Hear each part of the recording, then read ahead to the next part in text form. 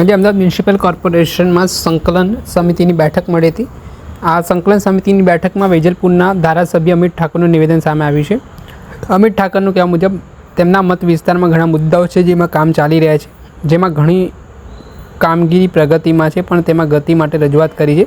Traffic નિયમન માટે police માટે રજૂઆત કરી છે, પીવાના પાણી ફોર્સની રજૂઆત કરી છે, માળખાગત સુવિધામાં વધારા માટે રજૂઆત કરી છે, એક પમ્પિંગ સ્ટેશન અશાંત ધારા સ્પોર્ટ્સ સ્ટેડિયમ માટે પણ રજૂઆત કરવામાં આવી છે। આ મામલે શું કહી રહ્યા છે વેજલપુરના ધારાસભ્ય અમિત ઠાકોર તે સાંભળી લો।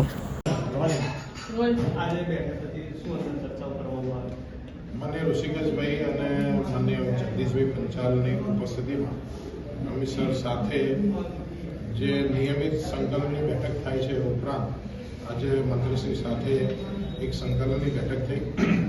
બધા ધારાસભ્ય પોતપોતાના એરિયાના ડેવલપમેન્ટના સરસ રીતે બધા મુદ્દાઓ અત્યારે ચર્ચામાં મૂક્યા છે।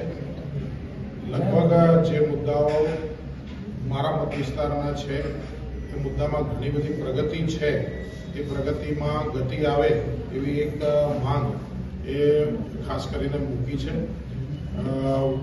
જે એરિયાની અંદર નાના મોટા જે ચાર રસ્તા ઉપર ટ્રાફિકના જે સમસ્યા છે એની ઉપર એન્ફોર્સમેન્ટ વધારવા માટેની એક માંગણી મૂકેલી। બંને જે બ્રિજ છે એમાં બી કામની ગતિ વધી અને ત્યાં આગળ ટ્રાફિકથી એરિયા મુક્ત બને એના માટે વાત કરી છે। ખાસ કરીને વેજલપુર, જોધપુર અને સરખેજ એરિયામાં હમણાં પાણીના ફોર્સની સમસ્યા ઊભી થઈ છે, તો જેના કારણે જનતાને પાણીમાં ફોર્સ વધે એ સંદર્ભની વાત થઈ છે।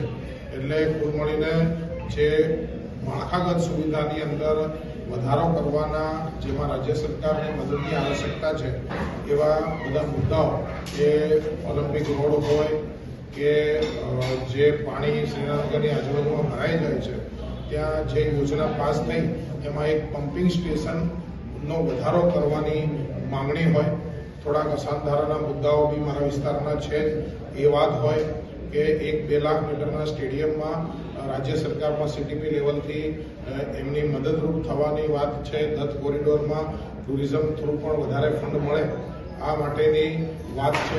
તો આ બધા અનેક મુદ્દાઓની સંદર્ભે આજે માનનીય મંત્રીશ્રીએ અને ગઈકાલે કમિશનર સાથે પણ મારી મુલાકાત થઈ હતી।